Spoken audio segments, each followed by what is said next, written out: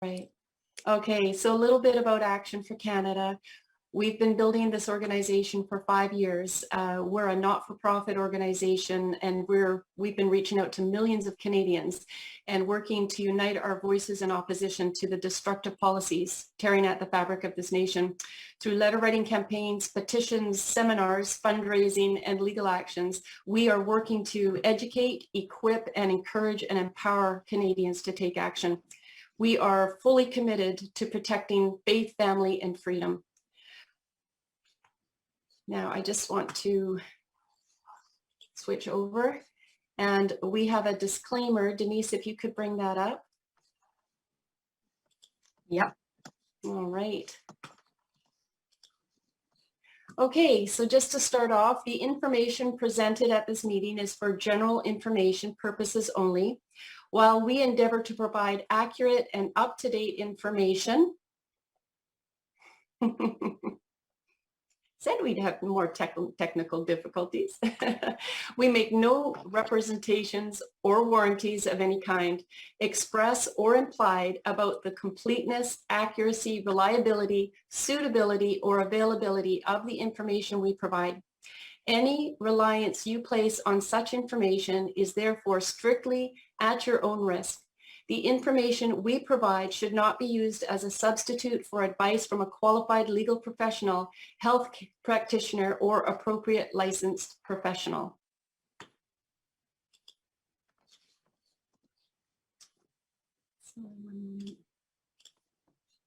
Okay, now we're going to get to business.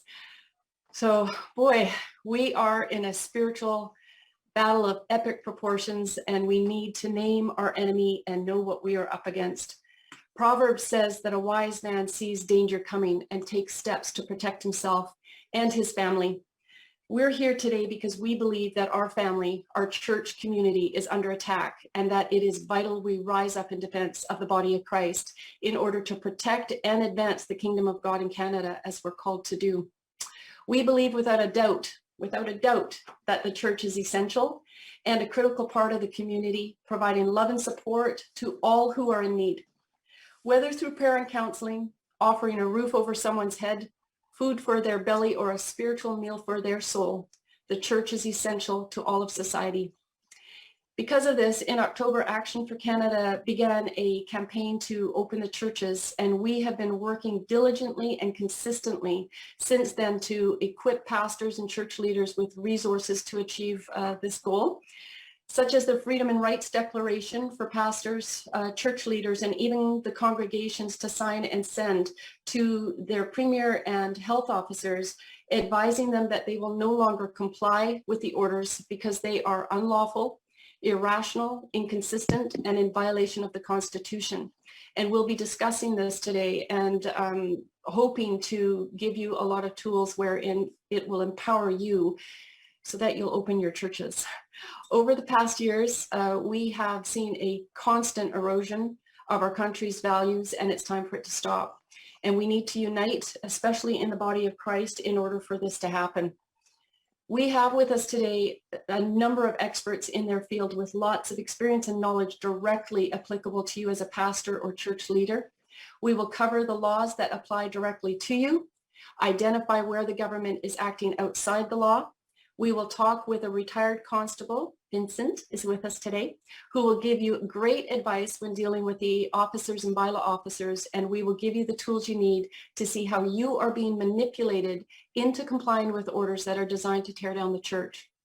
To begin our presentation, I'm super pleased to introduce you all to Denise O'Donnell, who takes her knowledge and experience from sales and real estate investing and applies it directly to our situation today.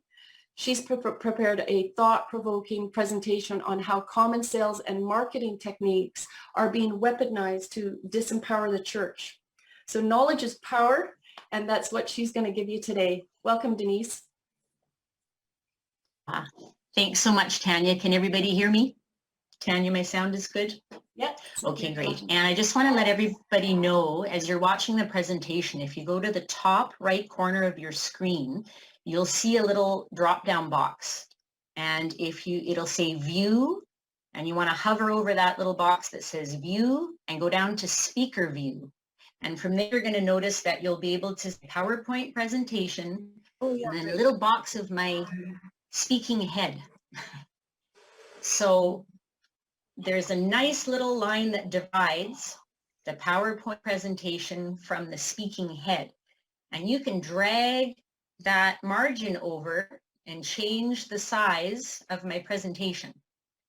So I'm going to suggest that if everybody's got that line now, when you go to view, speaker view, that you can now drag that line over. So my presentation is about 2/3 big and my face is about 1/3 big.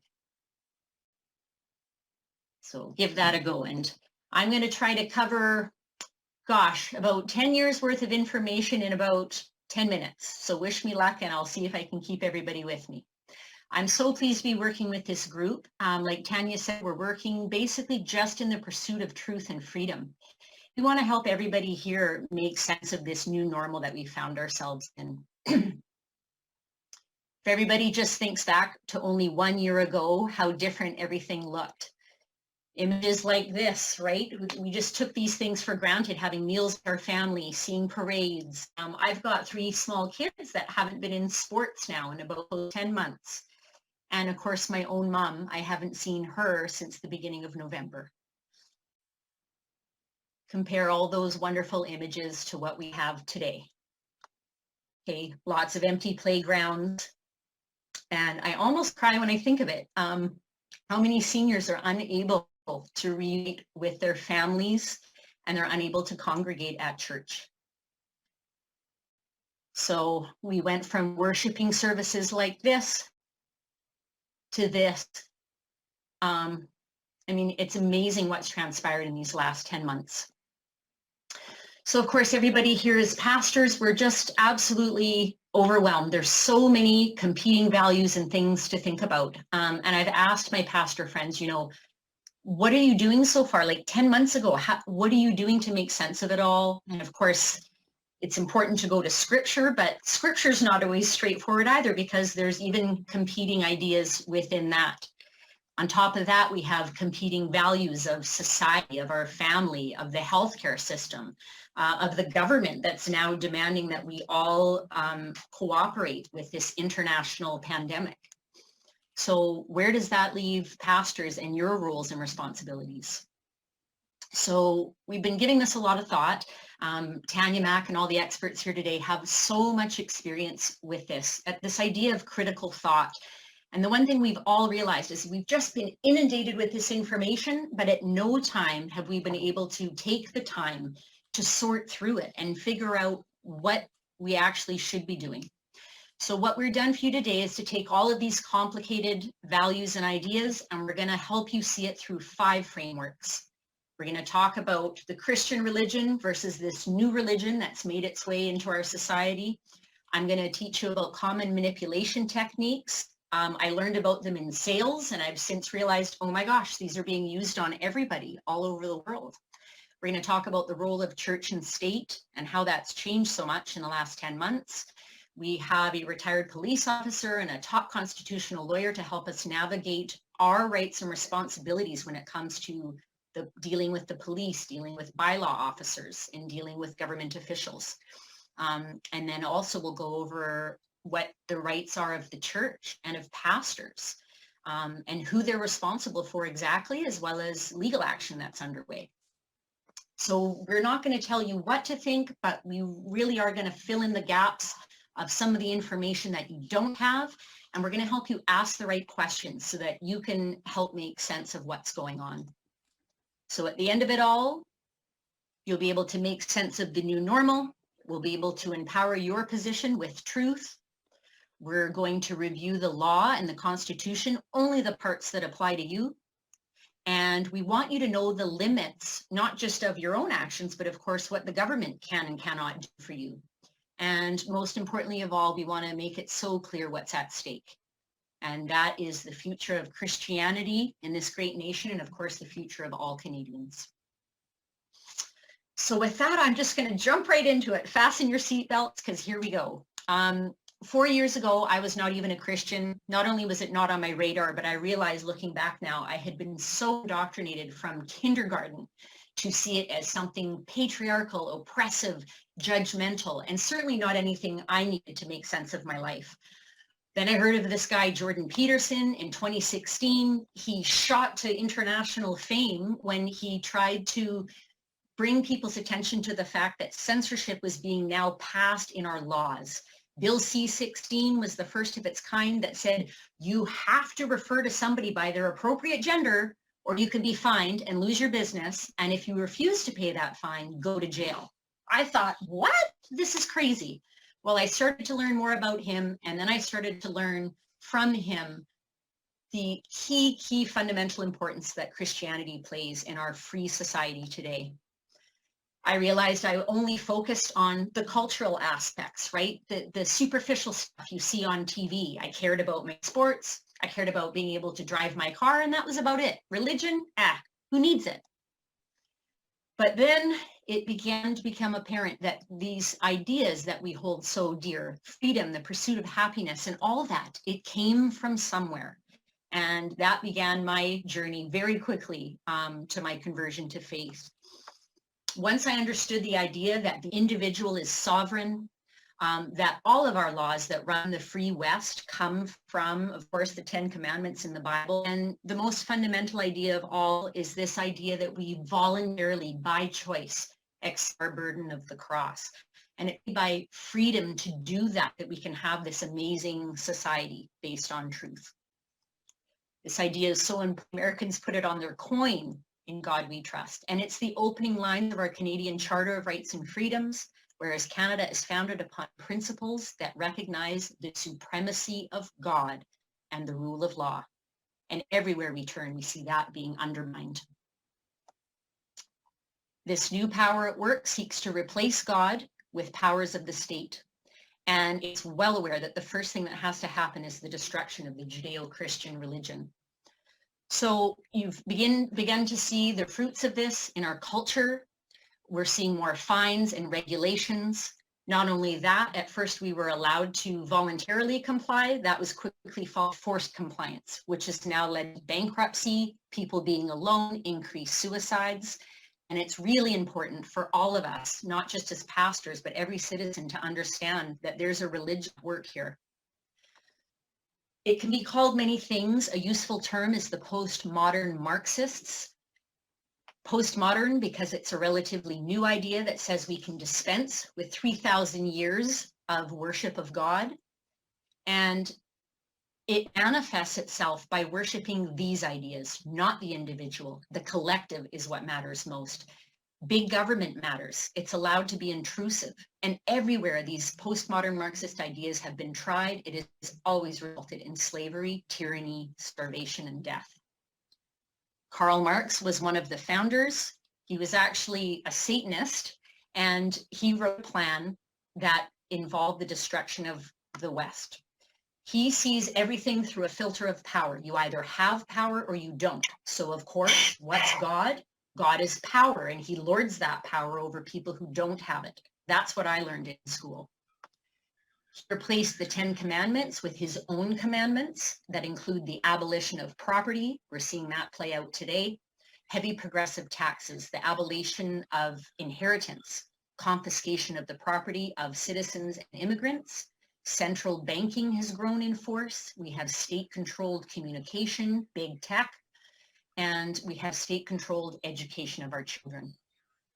The idea behind this is to take that transfer of wealth, power from the little guy, and shift it into the hands of big banks, big tech, and big pharma.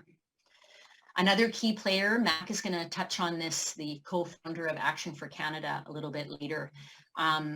She's created her own 10-point chart that also involves destruction of the West, and these 10 points were actually adopted by the United Nations. Remember UNICEF in the 70s and 80s? We used to give our coins. Well, all that money went directly to support these ideas. Number one, take God and prayer out of the education system, reduce parental authority, destroy Judeo-Christian families, make free and easy, make divorce free and easy. make sexuality an alternative lifestyle. Bill C-16 not only made it alternative, by law, you have to now embrace these alternative lifestyles and use the right pronoun, because if you don't, look out. The idea is to debase art, that is everything beautiful that God has made. Use media to promote and change mindsets, create an interfaith movement, and not only that, get government to embrace these laws, and especially the church. These ideas seem crazy in 1945, but you look now and I see 10 for 10 playing out in our society. So really quickly, there are hundreds of ways that humans can be manipulated. I've chosen 6 where I think they're easy to explain, they're easy to spot, and once you see them, it's very hard to unsee them. So it is my hope that you'll begin by the end of this to see where they're being used on us, and you'll know how to explain them to other people. Okay, so everybody knows about the tobacco industry in the 50s and 60s, messages everywhere. The Marlboro Man riding on a mountain. Is it safe? Of course it is. Cigarettes are fantastic. No, they're not addictive. And of course, today we know all of that's a huge lie. You may or may not remember in the 1990s, every president of every American tobacco company stood before the US Senate and swore on the Bible, no, cigarettes are not addictive. Nope, they sure don't cause cancer. And we know today that wasn't true. How was it, despite all of the scientists and all of the research that proved these things were dangerous, they were able to market it everywhere successfully? Well, we know now that they hired PR firms. They ran vicious discrediting campaigns against any journalist who said anything bad about cigarettes. And of course, any scientists that said cigarettes were bad were either shunned, discredited, or hired to promote the message that big tobacco is good. They went on to pay other people too, influential journalists and health agencies. We saw the same thing happen with Monsanto. Genetically modified food was going to solve the world's food shortage. Of course, what they didn't say was that it does use pesticides and they cause cancer. Of course, today, everybody knows that, but it took years of work to fight this constant media campaign saying that it was good. Bayer Aspirin, who bought Monsanto, regretted that decision because it cost them billions in lawsuits. So now we know Hills Knowlton is if you look on the right side of your screen, that is the company, the PR firm that promoted all tobacco. Ketchum promoted Monsanto, but now there's a worse group, bigger and more powerful than the other two. The Publicis Group not only works for a number of powerful lobby groups, but they hold stake and interest in these companies. They own NewsGuard. This is a place that censors all scientific research, decides what news makes it to our headlines and what doesn't. They have partnered with the World Economic Forum. If you don't know about Klaus Schwab, he's a good guy to get to know. He's the man behind this idea promoted on Time magazine of our global reset, how we're going to save the world and decrease poverty. Publicis Group also works with Microsoft, and they partner directly with Bill Gates in the production of vaccines. They work with the World Health Organization, the Department of Defense, which says that anybody who does not stand behind vaccine production and vaccine administration is considered a national terrorist threat. That's me. I'm lowly me because I was so disheartened by the reaction that my son had at 3 years old from his vaccine that left him autistic. For me sharing that story, I'm now considered a national terrorist threat. And of course, they own stakes in all of the major pharmaceutical industries. So these 3 groups have used the following manipulation techniques that I'm going to share with you today. Other words for manipulation include persuasion, hypnosis, influence. It results in tunnel vision. It leaves you open to suggestion, and it's absolutely most effective when you don't know what's happening. They can't make you think something you don't want to, but if you're not aware that these forces are at work, they will work. So without us knowing it, we've had our focus directed for a very long time, and nobody is immune to it. Let's check out some of the ways that it works. We all know we don't think as clearly when we're emotional compared to when we're calm. And sales and marketing, of course, relies on this fact to make a sale. But more importantly, media, government, and big pharma rely on this fact to change your mind.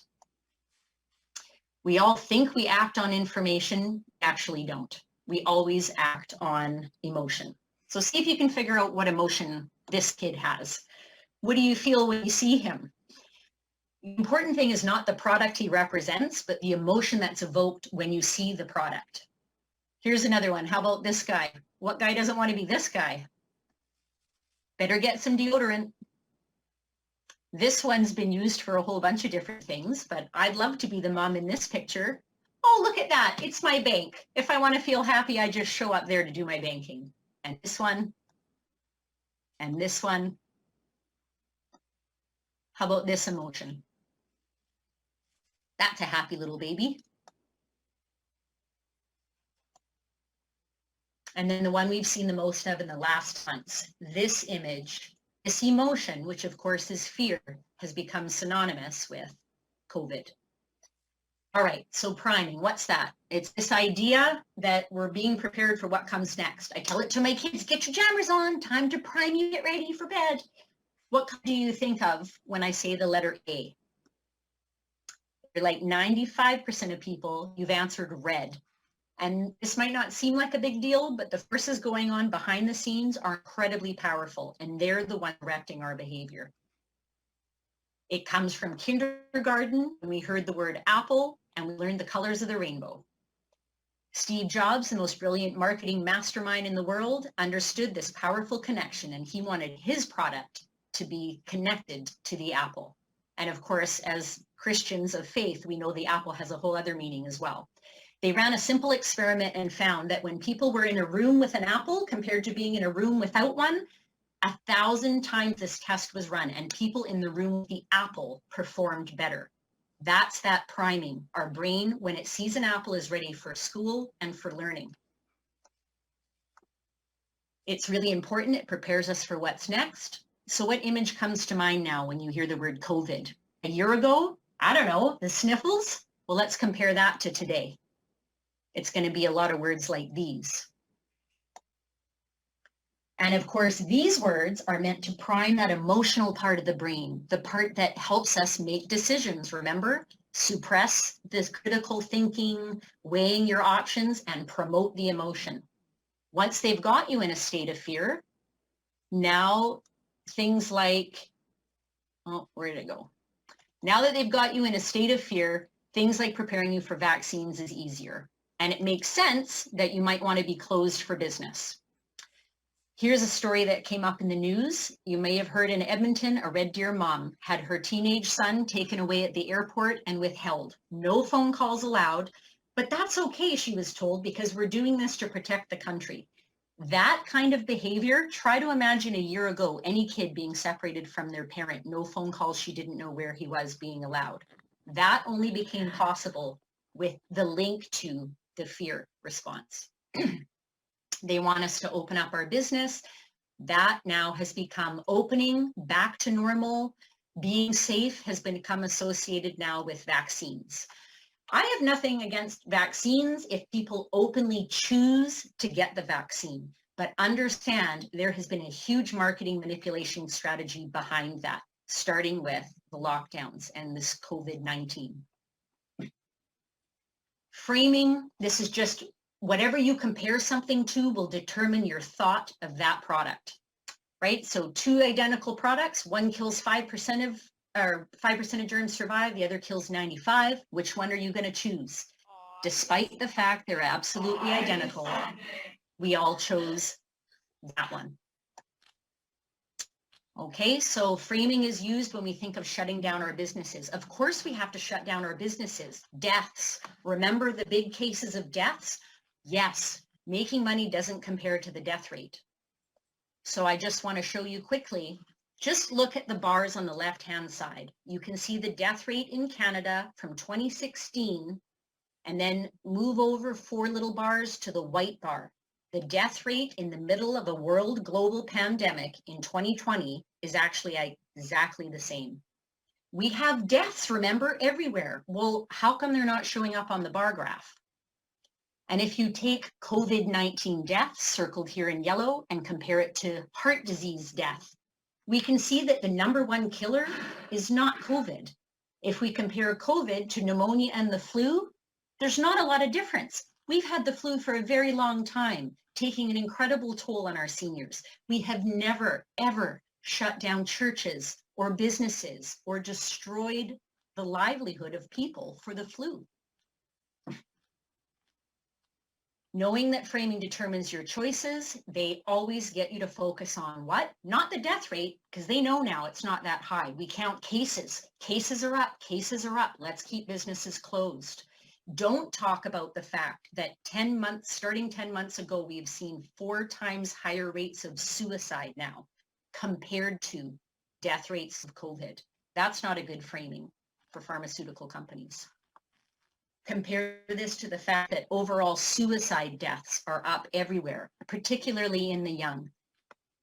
In August 2020, 3 in 4 young people struggle with at least one mental health issue. This has become rampant now with forced lockdowns and quarantines. There's been a 31% increase in the mental health of kids aged 12 to 17. All right. 3 last ones, conformity. We all want to be the same as everybody else and not stand out. That's important. It's kept us safe for a long time. But it's also important to know there's a time for conformity and there is a time for independent thought. And I'm suggesting to everybody here, let's really look at when conformity can hurt us. There has been so many policies passed in a short amount of time that is destroying lives and our economy. And yet we're going along with it. Understand that conformity is an incredible force. And again, it has been used by every communist culture and Nazi culture that we have. The fear of being ostracized or being seen as being wrong is actually stronger than our fear of death.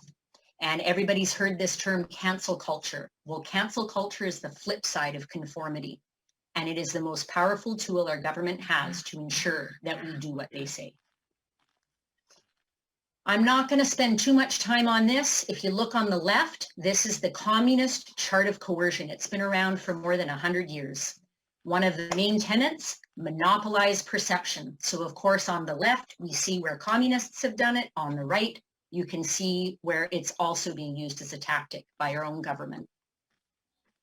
It's very important if you want people to comply that you weaken them physically and you need them to become worn out by constant tension and fear. I'm assuming everybody here can begin to see where we're seeing a similar playbook layout with this COVID. Another thing that's important is it's absolutely essential. People think there is no way to resist. You have to know who is in charge all the time. And an easy way to do this is to make sure people are given positive rewards for complying and they're being punished for when they don't comply. If you look on the right, those same things are playing out with the COVID campaign. Here's another one on the left of the communist regimes. Make sure people develop habits of compliance. They don't want fighters. They want people who've voluntarily agreed to follow the rules. Often these demands to be more effective are supposed to be illogical and contradictory. This keeps people guessing. It makes it so hard to make sense of what's going on. And again, it reinforces who's in control. Look on the right side of your screen.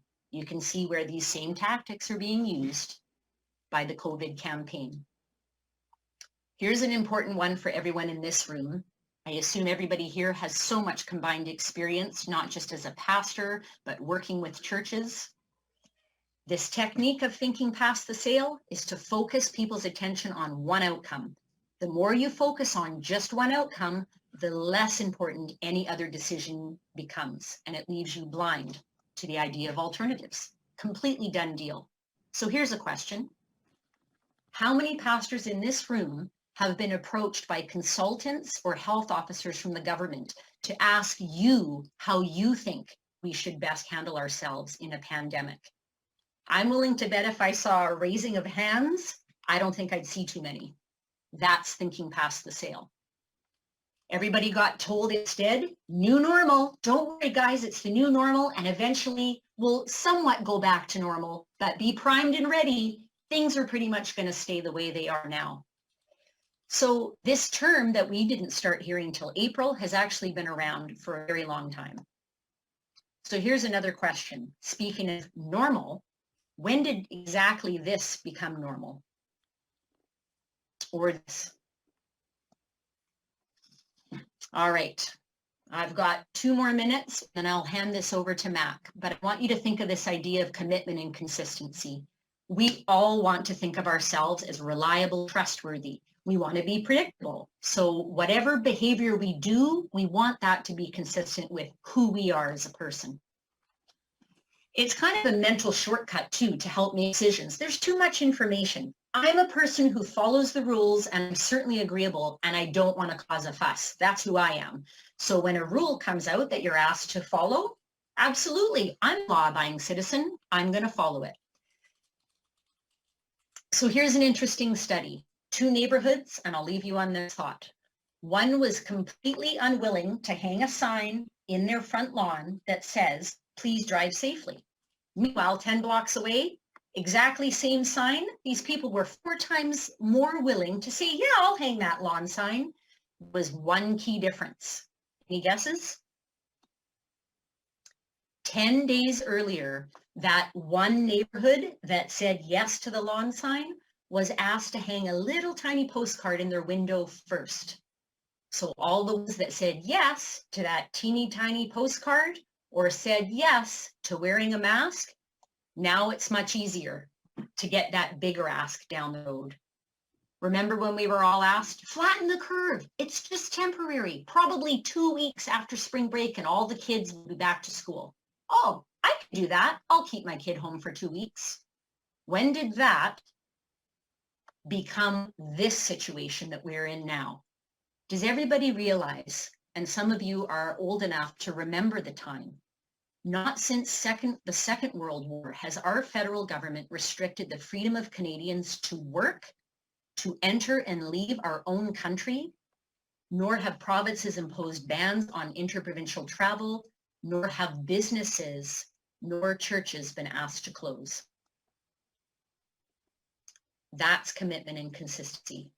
So I hope you'll begin to see throughout the rest of this talk that there is a growing number now of legal, medical, business professionals who are starting to see that they're being canceled simply for asking the question, do we really need to lock everything down for a long time indefinitely? Pay attention to how many headlines you read from your provincial health officer news stations that use these 6 techniques to disempower you. All right, these few images. Here's a common ad. We hear social distance. I'd like to present it this way. What's social about the distancing? And of course, wear a mask. Really? How many of you have seen moms with their own babies wearing a mask or in their car? And of course, we're told to stay safe. Really? At the destruction of our businesses? At the forced keeping people home from church? If we're all in this together, I would simply like us to ask, in what together? What exactly are we in?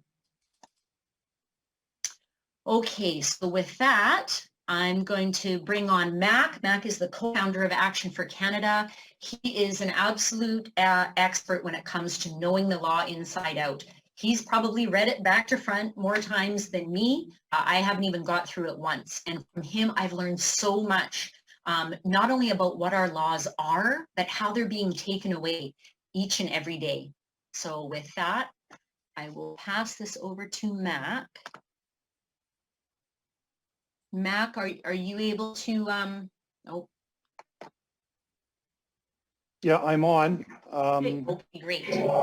Mac, Do you want to run the slides? Mac, Yes, I will. I just need to interject as well. For some reason, the option to post has been disabled. Well, I disabled it because it's becoming a big distraction and some people are complaining about it. So I stopped Great. it. That's okay.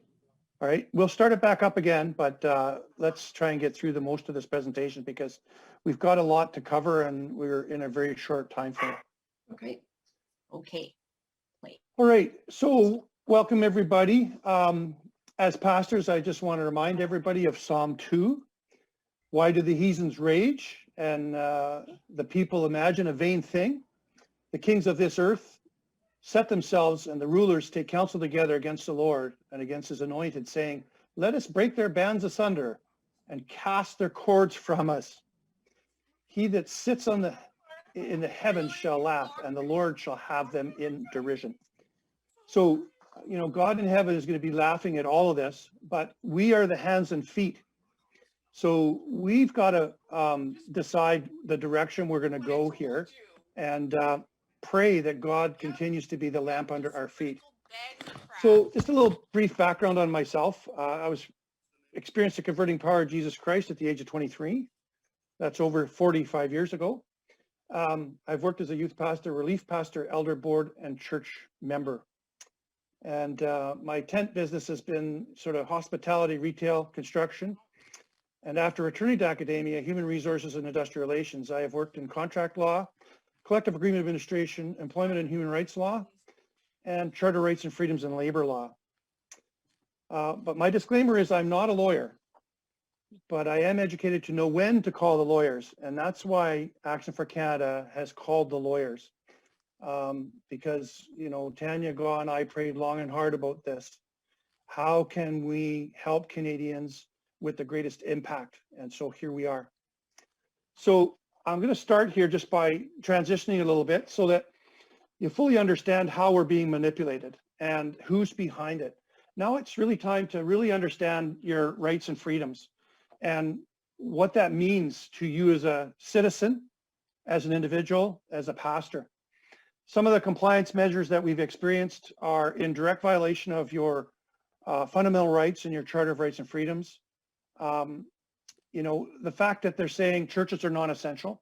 Who decides this? How is this arbitrary decision coming up and making that decision? Denise, you've set the PowerPoint going on its own. I can't talk that fast, hon. So church is essential, and we're going to argue that point because the bottom line here is that there's not one person who is not working in the church who is not essential in helping their own communities and helping their church members and their community members. Next slide. So we'll just go through a few images really quickly here, and this is probably what we're looking at as church services today, right? We're viewing this on our phones, and this is what the pastor sees in their churches. People are getting creative. People are sitting at home in front of a screen. They're not fellowshipping, in direct contact with each other. Nobody's hugging. Nobody's, listening to people or talking to people. There's a lot of things going on, and this is what we used to do, right? This is where we used to be together. This is where we used to celebrate each other, right? We celebrated births and deaths and birthdays, and we celebrated Christ's love one for another. And this is very key important to fellowship, to every Christian on this earth. God gave Adam a helpmeet for a reason, so that he wouldn't be alone. And so, we're not designed to be alone. We're designed to be together and to worship God together. Next slide. So, there's a California pastor who's defied the state lockdown order, and it's gone to court, and they've won their case. Next slide. And of course, their police department stood behind them. And you're finding right now in Canada, there's a lot of police are standing behind the churches. They don't want to be delivering fines and summonses, right? And there's a select few that are actually refusing, because people don't know that police have a lot of discretion in which fines they hand out and which charges they make. And we're seeing a lot of people stand up against that and saying, no, I'm not going to violate my charter rights and freedoms. And in Canada, police forces, they make an oath. They make an oath that they will not violate the Charter of Rights and Freedoms of every citizen of Canada.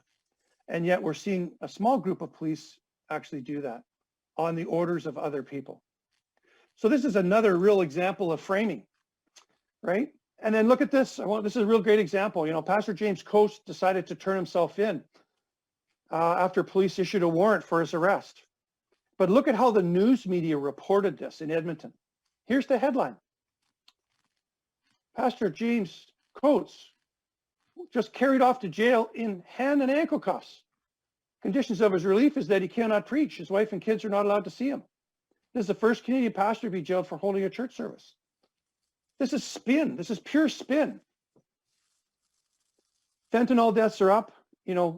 Deaths due to addictions and drug overdoses are just climbing on a regular daily basis because people can't handle the lockdowns mentally. They have no spiritual anchor. And that's where the church comes in. We give them a spiritual anchor in that we give them Jesus Christ. We give them scripture. We give them the word of God. And the word of God, converts the mind, right? Through the water washing of the word. So despite the public municipal manipulation stories and the losses, suicide deaths, restricted travel, families being separated and airports having to pay $2,000, there's a shocking new poll that's come out. And this is really concerning to all of us and should be to you, because in our view, it's to remove our civil liberties. 47% believe that police should be able to act without a warrant when our laws say they must have a warrant. 71% believe that jailing and fining should be imposed. 37% believe in breaking up families. 37% believe in contact tracing. 30% talk about suspending civil liberties. And I'll just tell you briefly about my own personal experience. My son, who is in high school, we were told there was a person in a classroom that tested positive. So he's under contact tracing now. So I take all the calls, and I had a contact tracer tell me that my son is infected. And I went, excuse me, I'm going to correct you here. My son has not been infected. There's been a person in his classroom that is tested positive for COVID-19. You have no evidence that my son has been infected by this. And then I said, how do you know he wasn't infected with this person that tested positive didn't have influenza B? I said, I just finished watching another video by a group of epidemiologists that clearly state they reviewed 1,500 PCR tests, and every one of those PCR tests tested positive for influenza B, not COVID-19. So can you tell me how this person actually tested positive? And of course, they couldn't give me the answer. Let's go on to the next slides here. So it's absolutely critical you understand your constitutional rights. And in the interest of time, I'm not going to read all the laws, but I am going to direct your attention to what laws you must become familiar with as pastors.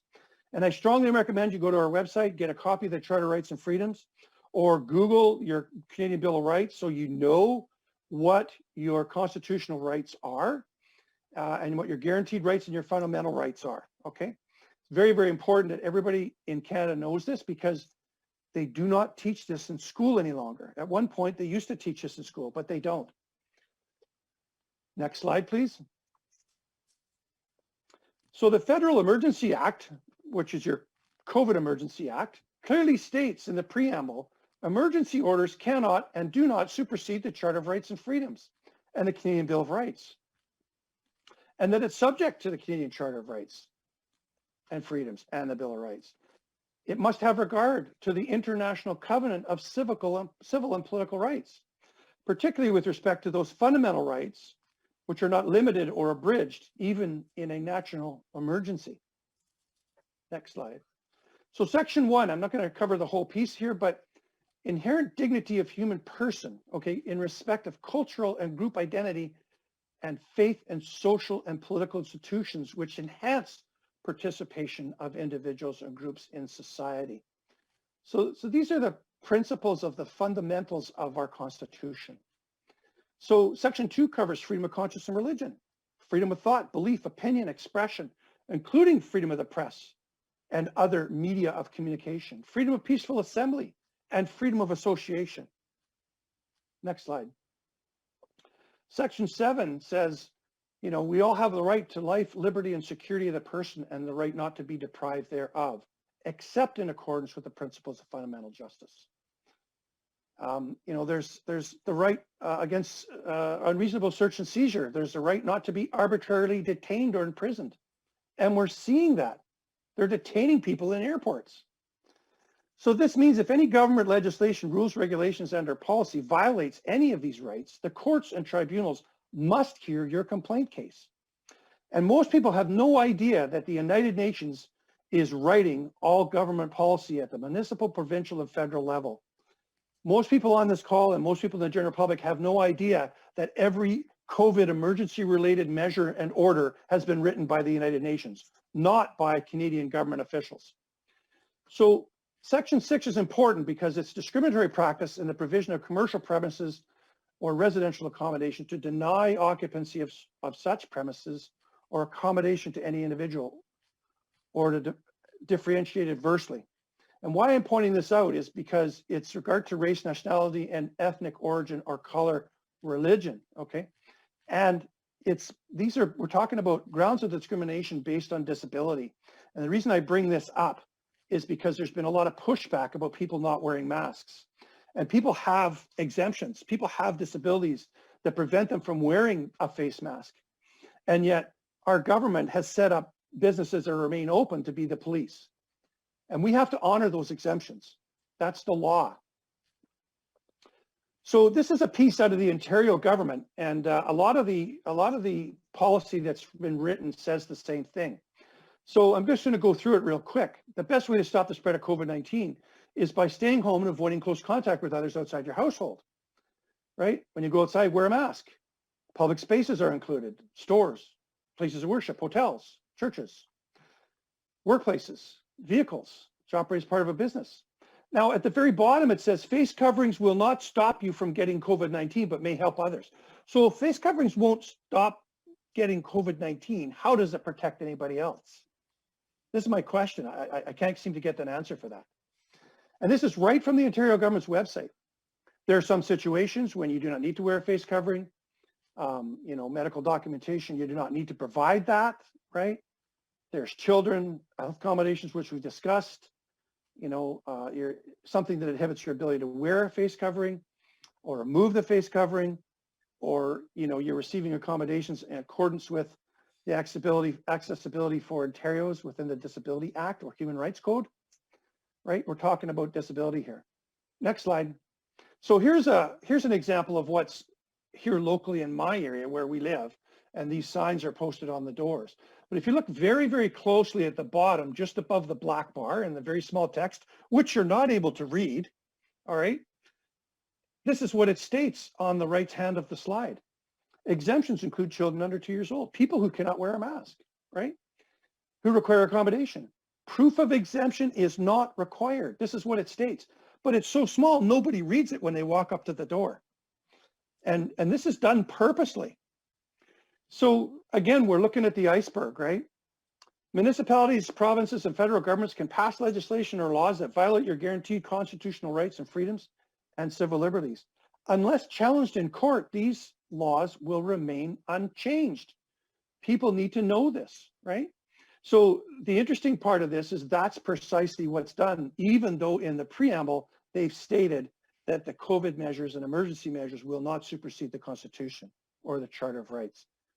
Yet they're doing this consistently with lockdowns, masking,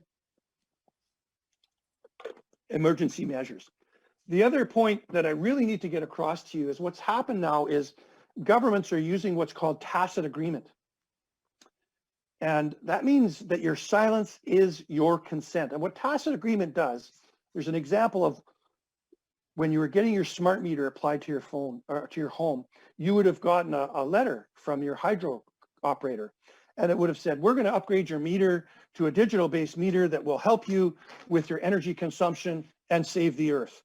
We're greening the earth, we're greening all of our meters, and this will help you within your time of use power usage, all right? And then there'd be another line in that letter that would say, unless you contact us and you don't want this meter will be installed on such and such a date. That is a fine example of what's called tacit agreement, because how many people would have paid that bill, put that bill aside, and never thought another thing about it? Unlawful lockdowns, I'm not going to go through all of this. You're fully aware of it, I'm sure. But there's direct violations here. Churches are closed, yet some mosques and gurdwaras remain open and unimpeded. We don't see a lot of harassment in the news of those organizations, but yet we see a harassment of the churches, right? And the harassment is a direct violation of your guaranteed, and I say guaranteed, constitutional charter rights and freedoms, and your fundamental freedoms that are guaranteed under the charter. So what do I do as a church leader? What can I do as a church? You know, right now, normally your church would be open to the public, and under the law, it's called open invitation, just like a business with an open sign inviting customers in. This makes the church a public space where anyone can enter and participate. And this has been the normal across Canada and in most churches, and probably across the world as we used to know it, okay? Next slide. So churches have some options. They can opt to remain open as they always have, open to the public, or they can opt to become a private membership-only club, where only members, member families, a person with invitations are allowed to enter. This removes it from being a public place and the legal concept of open invitation. You would also need to post signs at all doorways and driveway entrances stating the following. And the next slide is a no trespass sign that's been legally vetted as an example. And we have some churches using it. So I'm not going to go through it all, but it basically states very clearly who would be trespassing, who would be granted permissions, and the notice. And this is where we get into, and I'm not going to discuss it, but our other speaker there, Vincent Gerses, will discuss section 176 of the criminal code. But this is where this comes in, and anybody who is trespassing would be subject to either the Trespass Act or the criminal code if they arrive at your location uninvited or outside of who's allowed onto your property or into your building. Okay, next slide. So unlawful lockdowns, you know, these meetings, if you're going to post a no trespassing sign, you're going to have to use guards and ushers who are educated on their legal rights, and the trespass notices must be posted at all driveway entrances and all doors. And you're probably going to have to record all events, all interactions. These people can't be timid. They can't be afraid to stand their ground in their legal, personal, and confident power. All right. This will prevent any enforcement agents of the government, whether it's health officers or police, from entering the private property as posted. We've seen this occur, and people standing their ground keep people out. So I just want to go through a little biblical history here, which I'm sure everyone on this call is very aware of, right? You know, from Noah to Jesus, there was what's called disobedience, and we're calling civil disobedience. And there's many examples throughout Scripture, you know, from Genesis to Revelation. You know, Egypt was rising, and Egypt kept all Israelites in slavery. Daniel was thrown into the den because he refused to stop praying. Next slide. You know, you have Paul and Barnabas who were told to stop preaching. They didn't stop preaching. God shook the earth and shook the prison and released them, okay? Because God was behind them. God was out to save them. And then, of course, Jesus in the temple, overturning the tables of the money changers. This is civil disobedience. And there's not too many images where Jesus is holding a whip, but Scripture is pretty clear. He was not pleased with the condition and the participants inside his place of worship. Next slide. And we're at a point now where we have to realize that if we fail to exercise our constitutional rights and our fundamental freedoms in this country, we will lose them. And people need to understand that statement, because it's a serious statement, but also it's a protective statement in that we can stand shielded by our civil rights, by our guaranteed charter rights and fundamental freedoms. This is a resource page. So all of the things that you know, we've got there for resources for churches are there with some video information. There's a piece on our legal action. People that use Apple phones, if they want to, they can download an app called Legal Swipe. And it has a lot of these rights in that app.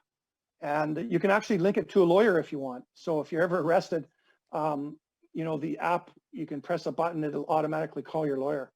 I mean, there's a lot of things that we can do to protect ourselves. And unfortunately, we're in a situation where not only do we have to protect ourselves, but we have to protect our rights and our fundamental freedoms. Next slide.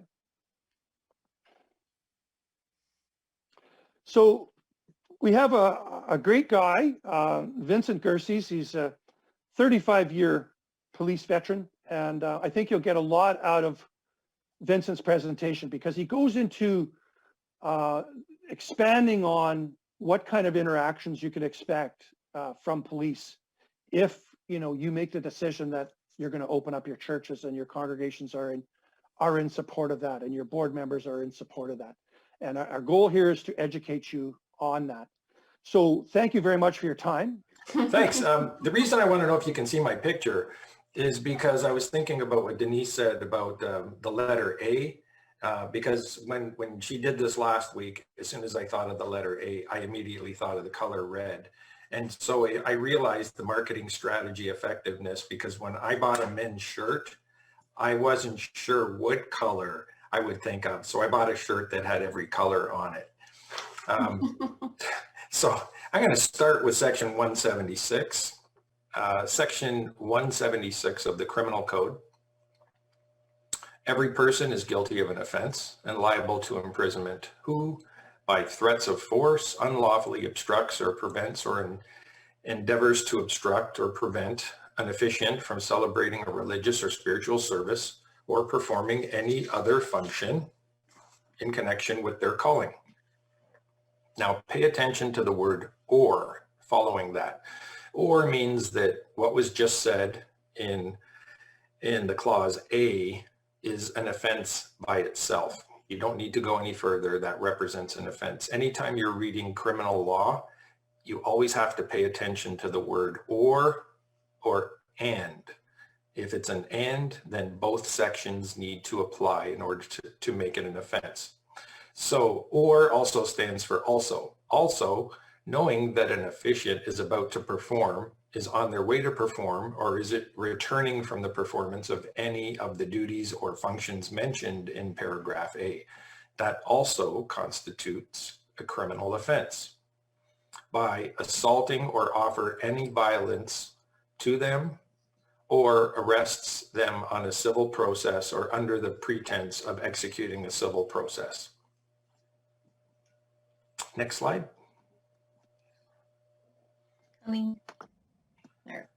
Okay, so section 2 of 176, this is another offense section. Everyone who willfully disturbs or interrupts an assemblage of persons met for religious worship or for a moral, social, or benevolent purpose is guilty of an offense. So that's a whole separate offense unto its own. And subsection 3, everyone who at or near a meeting referred to in subsection 2 willfully does anything that disturbs the order of solemnity of that meeting is guilty of an offense. So we have 3 separate offense sections, and I think that pretty much covers everything under 176, and it covers just about anything that's going on from a church perspective that clearly cannot be interrupted, and not only be interrupted, there can be no threats associated to that. So I know there was a conversation the other day about from a pastor talking about a case where an officer came to visit them and the pastor brought to their attention section 176, and the officer made the comment, "Have you ever been to jail?" So that in itself right there is a threat. So what we're starting to see, what I'm seeing very closely in my assistance and relationship to churches here in Ontario, is that it's quite clear that police up until now probably were not aware of section 176 because there are quite a few examples I can think of in the past 6 months where section 176 was clearly breached, and it didn't really come to many people's attention until just recently. And we're starting to see the police response to enforcement is now very different in Ontario on Sundays during services. They don't attend now, or at least they, in the areas that I'm aware of, they no longer attend. I think they're very aware that they shouldn't have been doing that. So the engagement that could happen should put you, make you aware or put you on guard to proceed accordingly with this list of actions that you should take. So as soon as you're aware that some police are going to be attending your property or your church and coming on the premises, you need to immediately be aware that you should be recording by either audio or video. Video with audio would be the preferential choice. And if you're not in a position to be able to do that, certainly if you have other people around you, you should discuss this in advance and let other people know that if any law enforcement personnel come onto your property, take out your cameras and start either videotaping, or some people can videotape, some people can audio record. If you're asked by the police to turn that off, you are under no obligation to turn off your audio recording or video recording. You're certainly permissible to do that as long as a person can record, as long as they are someone who is a part of the conversation. And that's for audio. So if you're going to record someone, you can't just put down a recording device and leave the room. So you need to be present in order to record. Let the police know that you're dealing with, that you're exercising your foundational rights. And the word foundational will immediately flag them that you're talking about the charter. Also provide your name and your title immediately. By doing so, they won't have to ask you. So you kind of catch them off guard. They're not going to be asking you for your information. You're just coming right out and volunteering it up front. And that's also an advantage in the interpersonal relationship, because it clearly shows that you don't have anything to hide, and you're actually being polite and kind by extending that information up front. So if you extend kindness and politeness up front and treat the person that you're dealing with dignity and respect, then that's the type of behavior you should expect in return. So always approach a conversation that way.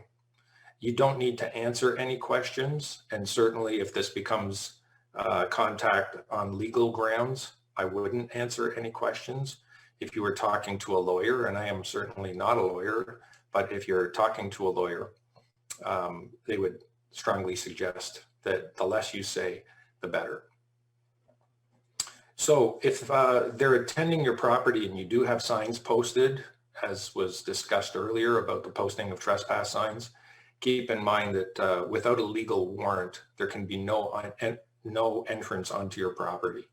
Those signs explicitly disallowing any law enforcement officers, then they won't legally be entitled to enter your property without a warrant. And make sure you ask the officer or law enforcement individual that you're dealing with for identification. If they're not going to produce the identification, then that's okay. Just ask them for their name and their badge number. And depending on the department, officers will always have their name or their badge number on their lapel. During your contact or immediately following your contact with the police, always make a note. I suggest you prepare a diary or set aside a diary book so that you could make notes on any contact you've had with the police, and always indicate the date and time of the contact, the nature of the contact, the name of the individual or badge number that you were dealing with, and then a summary of what happened. Because one or two contacts over a short period of time might not seem like much, but this can ramp up, and before you know it, you could be having a lot of contacts. So it's really good to have a diary of that. And by creating a diary, you can also bring that diary to court in the future if you ever had to. So it's to refresh your memory on all the details.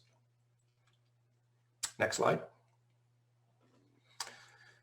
So you're not required to surrender any documentation for identification. If you're asked for your driver's license, or they ask you for some identification, you're not required to have to provide any documentation of identification. Verbal identification is sufficient. And make sure that you ask during contact if things become legal in conversation and you wish to disengage. Just ask right up front, am I under arrest? because an arrest means to take or receive, arrest means to take physical control.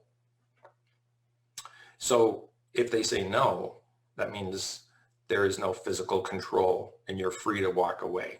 If they say yes, then they form the opinion that you're going to be arrested. Then immediately following that, they should be giving you your rights. That's a requirement. So you'll know if you can walk away if they say that you're not under arrest. And that's a real, that's always a real line that's drawn in the sand when you have contact. The line in the sand is, am I under arrest or not? Because if they say yes, they now have you under control and they're required to take certain action. And so if they haven't reached that line, they may want you to believe that they still have control over you, which they don't. They have no control over you if you aren't under arrest. So you're free to leave at any time. And that includes any location, just not on your own premise. So if you're having a discussion down at the police station and you're feeling uncomfortable about something in a conversation and you decide time to disengage, I want to leave, you just say, hey, by the way, am I under arrest? And they'll say, no. Great, because I'm leaving now, just letting you know, I'm walking out, and away you go. And then state to the officer that you wish to have no further communication. Next slide. So if the agent or police constable persists, you must, at your property, then you must request that they leave the property. Anytime you're engaged with an individual, and that goes for law enforcement or other individuals. Once you decide that you no longer want to have contact, you no longer want to answer any questions, you no longer wish to engage in any discussion, you just ask them to leave the property and they must do so. And if they don't comply, then you state that they are trespassing and subject to the Trespass the Property Act. And I can assure you that if you're audio recording and video recording this, this is being fully documented, so they need to respect that. So if it comes down to ticket time, and I'm going to tell you that you should really assume that that's going to happen. Currently, given the situation, there's a lot of that happening. If it's going to come down to ticket time, just accept it, and accept it respectfully. It's when you don't accept it respectfully and you start to heat up in these heated moments, things can go from being a provincial charge to a criminal offense very quickly if you don't maintain composure. So it's very important that you maintain a level head. It is just a piece of paper at this point, so accept it. You'll have the option to immediately dispute it. So on the back of the ticket, it may be a summons. It just may be a provincial offenses ticket, similar to a traffic ticket. So usually they are just tickets, not summonses. The difference between a ticket and a summons is a summons can have a higher dollar value associated, and it will have a court date on it. A ticket gives you the choice of just paying it outright or having a court date set. But regardless, if it's a ticket, make sure you submit it to the court and deal with it. Don't curl it up in a ball and throw it in the trash can, because then the problem will never go away. If you don't deal with it in court, the courts will deal with it on their own without your being there, and that will work against you. So you need to respond to that ticket. Make sure that you make a copy of it, create a folder, write notes, and before you write your notes, review the video that's just transpired and review any audio recording. Make copies of the video, copies of the audio, and include it in the file, and make written notes describing exactly what happened, because you'll be allowed to bring the audio recording, the video recording, and your notes into the courtroom. So do that. And once you write out the notes, put the date and time on your notes and sign it. Put your signature on it. Okay, next slide.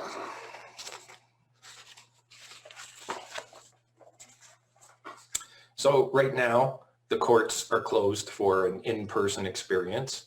So you'll be having Zoom court as your first appearance, similar to the meeting that we're having right now.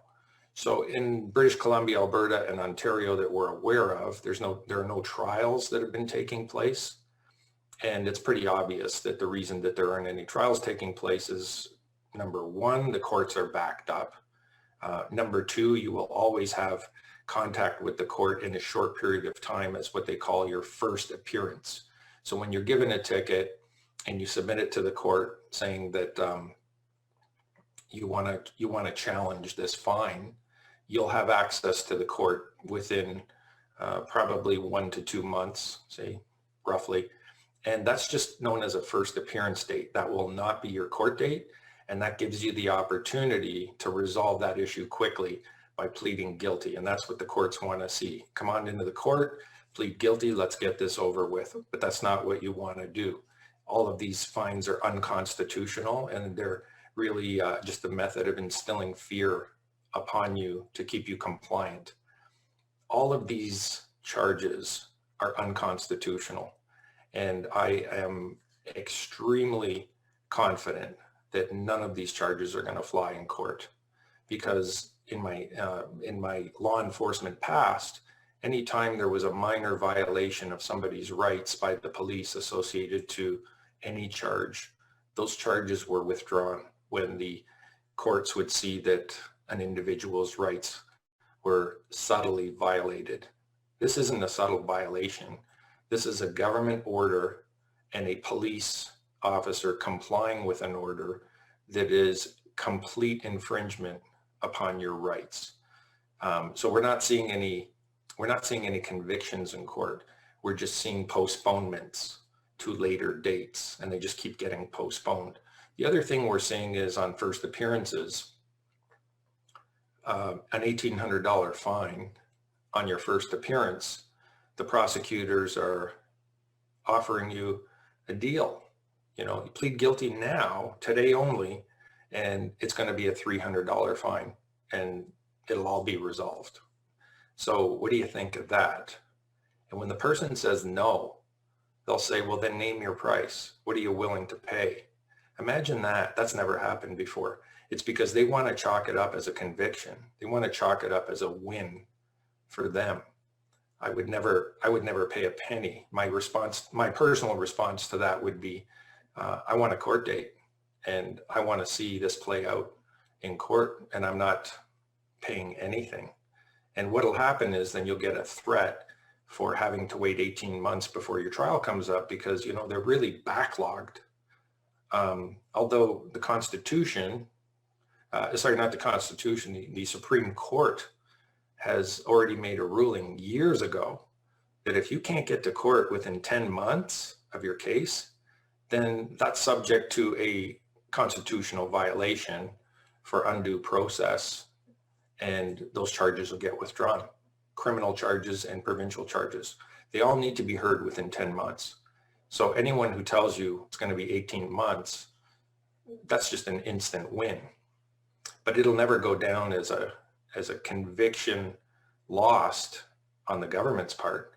It'll go down as well, we couldn't get to it in time. It's not that it was illegal or legal, it was just not dealt with in time.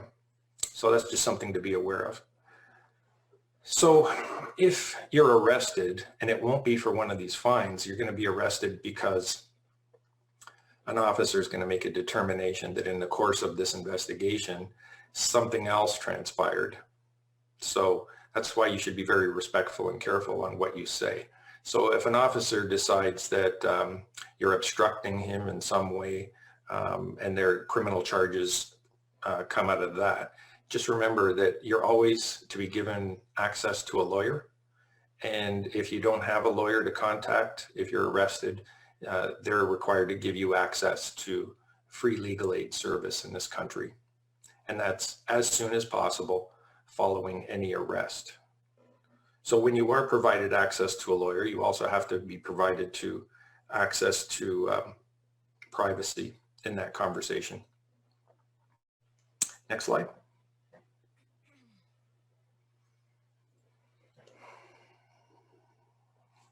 So I'm going to quickly cover the issue here of basic human rights protection. This was covered a little bit earlier, but I'm going to go through some of the layers of protection that have been afforded to us as Canadians, and it's what makes us what makes us believe that this is such a great land because of the rights that we have inherently. So following the Second World War, the last battle that was fought was in the courts, and that was in Nuremberg in 1946, because people across the world had said, never again. We're never going to sustain these types of atrocities again. So we need to come up with something that we can all walk away from, some goodness from this war that will prevent these types of violations against humanity. And so in 1948, there was the Universal Declaration of Human Rights. In 1960, the Canadians also, in addition to adopting that declaration, adopted the Canadian Bill of Rights. In 1982, we adopted the Canadian Charter of Rights. And then came the Federal Emergency Measures Act. And then in Ontario, as in most provinces, they all adopted some form of an emergency management plan within their province. In Ontario, they all say pursuant to the Canadian Charter of Rights. And so you see these emergency measures plans coming out. Here's how we're going to behave in an emergency, and here's the authorities we have, all pursuant to the Canadian Charter of Rights. And then comes the Police Services Act in Ontario. Again, other provinces in the RCMP will have a similar type of policing Bible that they adhere to, and they all say pursuant to the Canadian Charter of Rights. So when you can imagine a whole series of shields of protection that we have afforded to us, how is it that the enemy has gotten through this line of multiple defenses that we have? Well, I blame the media for that, in addition to individuals who no longer have the fortitude that we end up electing based on the color of their socks or the hairstyle that they wear. We seem to have forgotten the importance of issues that are more pressing and relevant to our freedoms than what is popular. In addition to that is the police oath. And the police oath is something that every officer takes before they get their badge. In Ontario, they swear an oath to defend the Constitution of Canada, which includes the Police Services Act. So before I get into the legal versus lawful and perhaps incorporated into that, I'm going to go through a few violations against individuals that seem to be common. And I just want you to pay attention to the list, and then I'll tell you what that represents. So government policy that's directed against civilians, atrocities that are tolerated or condoned by the government, dehumanization, unethical human experimentation in the form of vaccines that are experiments, religious persecution, arbitrary imprisonment, forcible transfer, inhumane acts causing suffering and injury to mental health. If you think that those are violations of your basic human rights, you are wrong. Those are crimes against humanity, and that's an international crime. So going into legal versus lawful, you hear the term of something being legal or something being lawful, and I need you to understand that lawful carries much more weight than legal. Legal would represent obedience. Lawful would represent morality. Legal would represent the substance of law. Lawful, the form of law. Legal would represent the exterior or the shell of a law.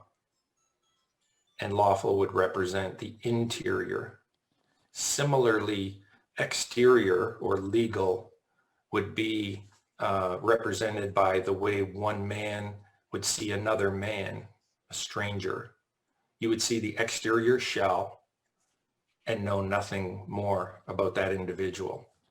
But interior makes reference to the way God would see a man by judging your soul and your heart, looking deep inside to the real context and composition of what that man is all about.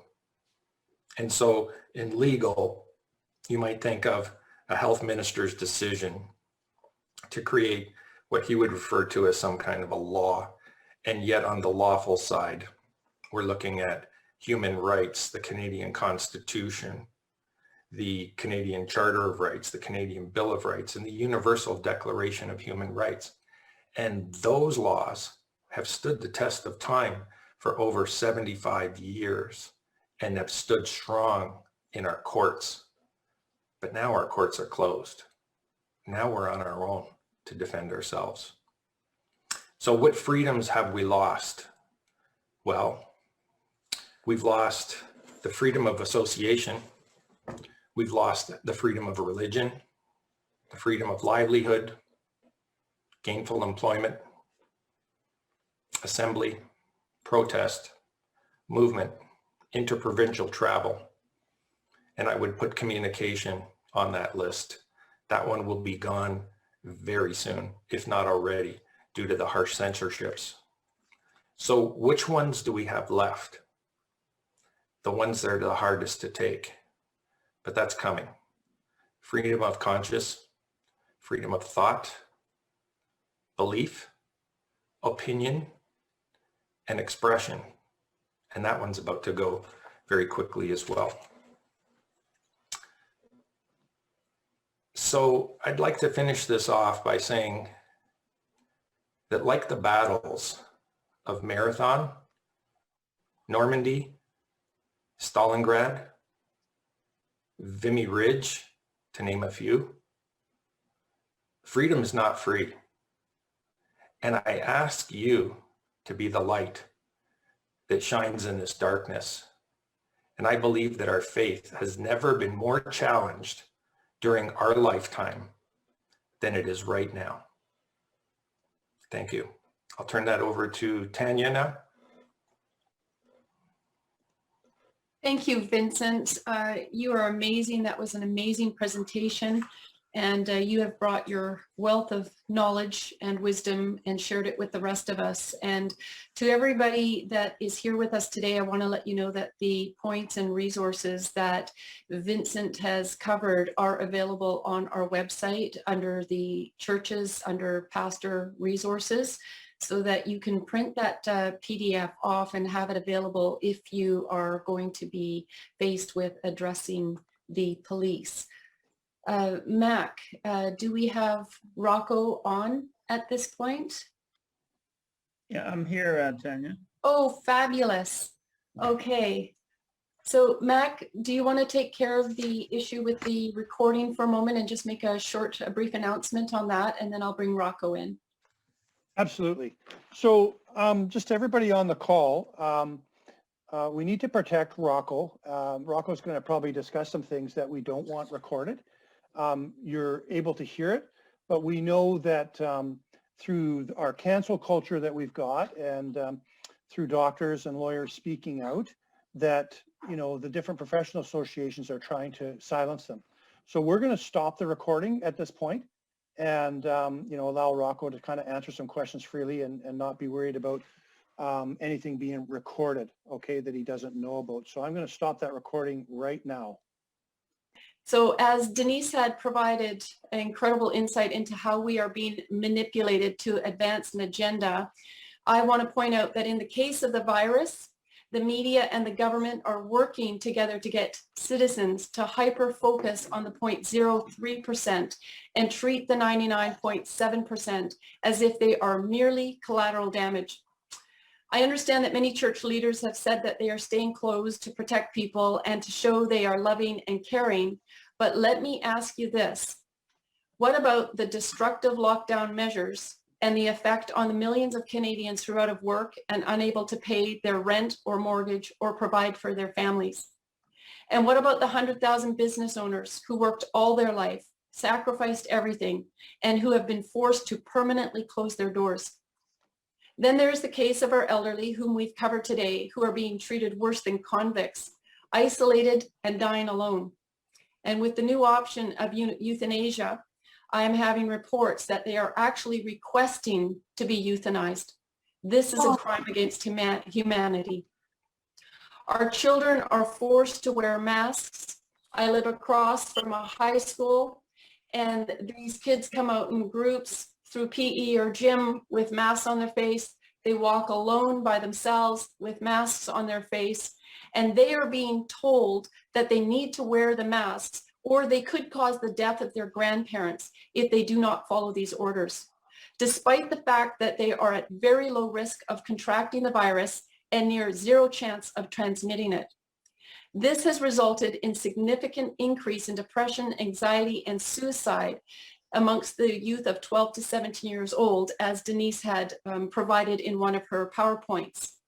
Thousands of Canadians have died because surgeries were considered non-essential.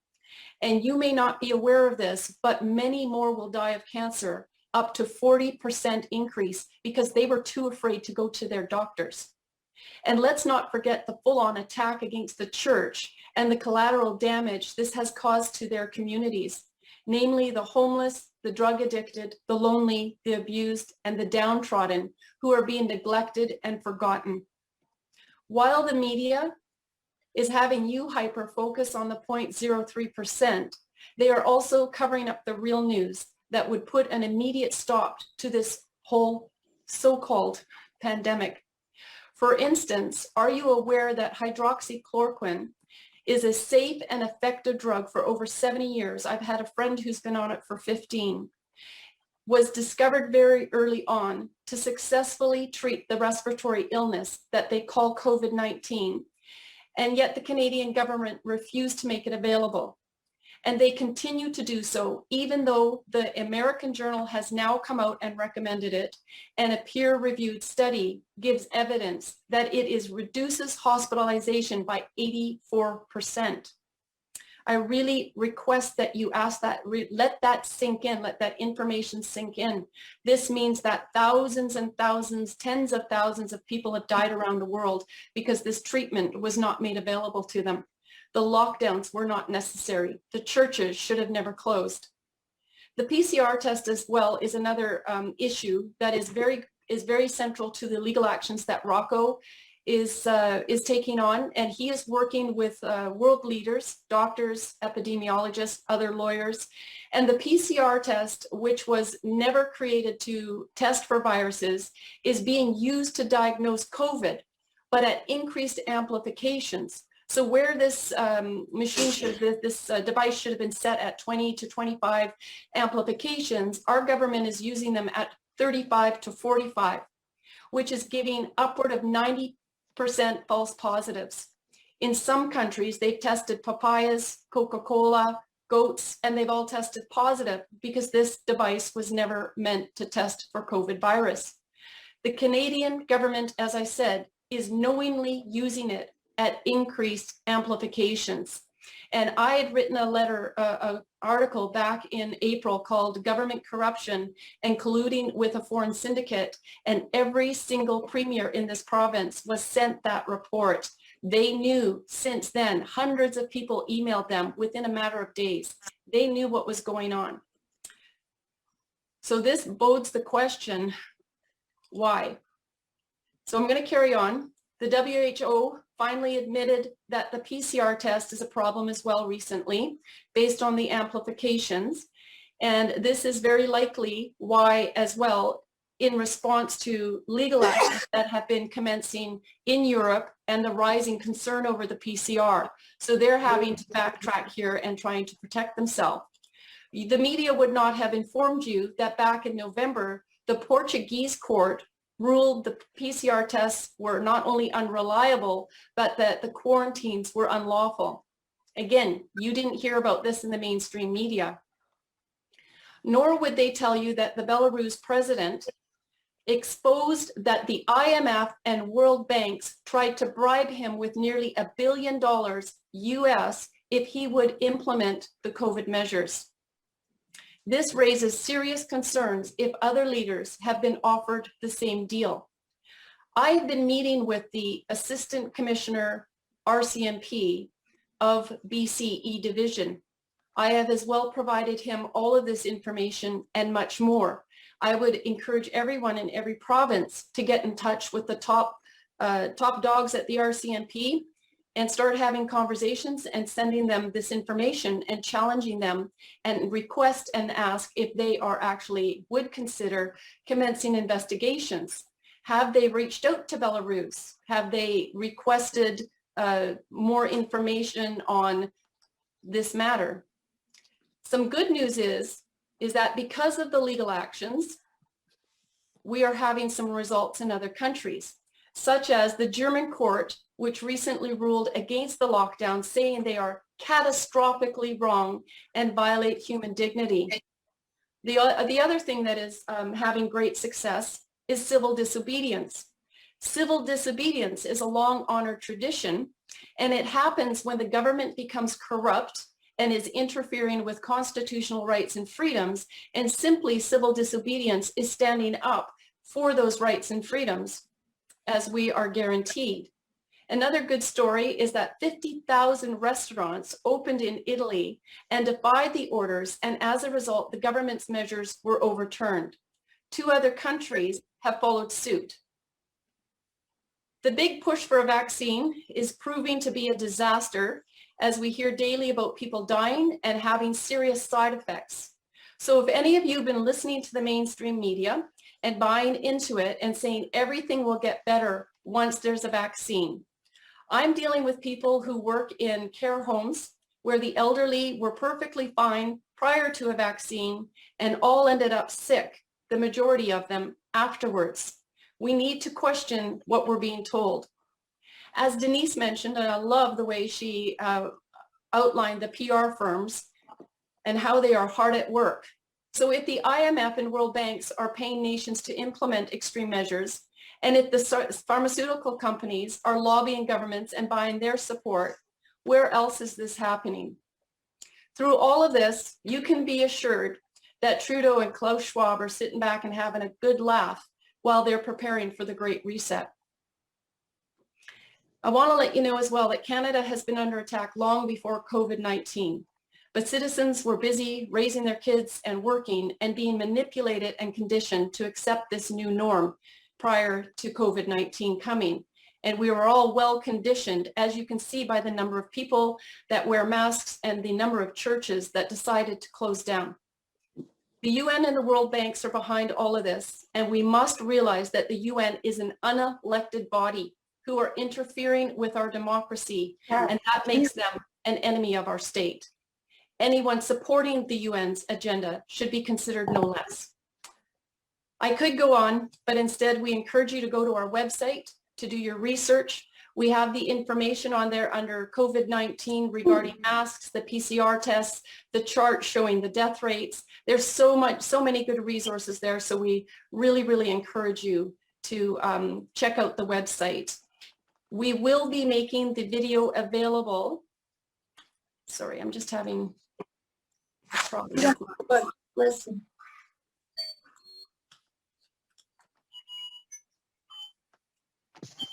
Sorry, I'm just having a little technical problem on my side for a moment. Can you hear it, Dad? Yeah. You want to put the air so you can hear this? It's really good.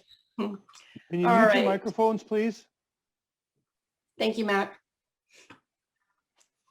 All right, so as I wrap up here, I just want to make you aware, somebody brought it to my attention yesterday. Let's just go Action4Canada, as we're actually, first of all, Action4Canada is working to open chapters in every province. And one of the reasons we want to do this, we're looking for godly leaders.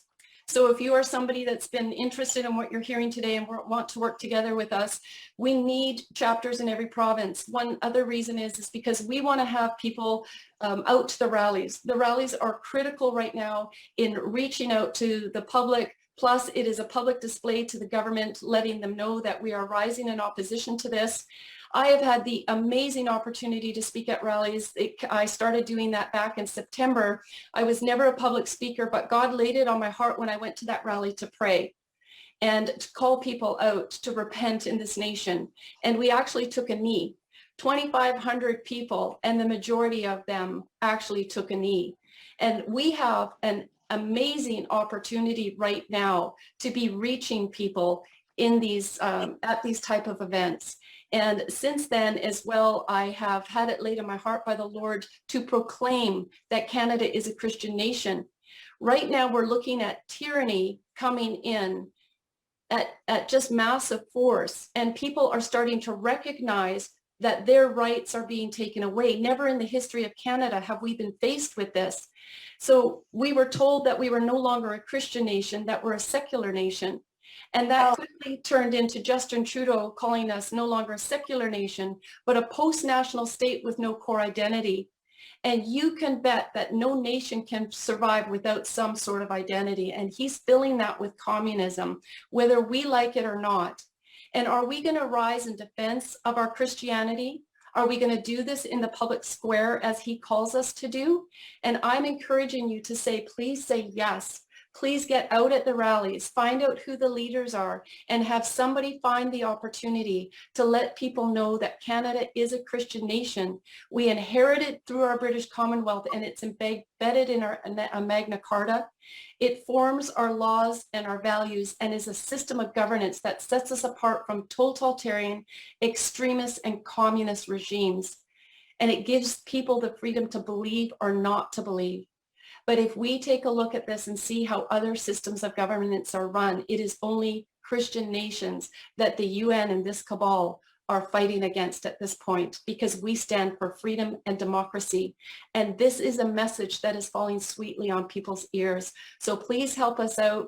If you are wanting to join Action for Canada and be part of a chapter and be part of this mission, I would welcome it. We want to use these chapters in the future as well to get behind leaders that I hope that pastors are going to start focusing on raising up leaders, political leaders within the church who Christians can get behind and vote come the next election. In final saying, I came up with a verse. It was hard for me to find because we want to encourage pastors, but we also want to let them know that God takes this very seriously. And you pastors are on the front line, and God is going to judge us more harshly than the rest. And it says in Acts 20:28, keep watch over yourselves and all the flock of which the Holy Spirit has made you overseers. Be shepherds of the church of God, which he bought with his own blood. I know that after I leave, savage wolves will come in among you and will not spare the flock.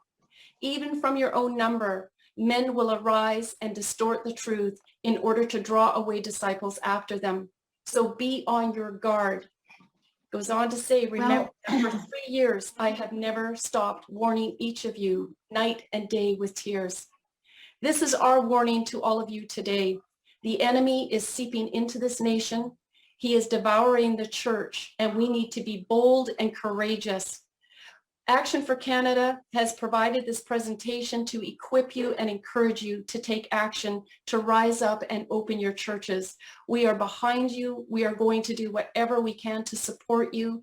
We are providing you the Freedom and Rights Declaration for churches to sign and send to their premiers and health officers, letting them know that they will no longer comply to these orders because they are in violation of our constitutional rights. They are unlawful, they are irrational, and they are inconsistent.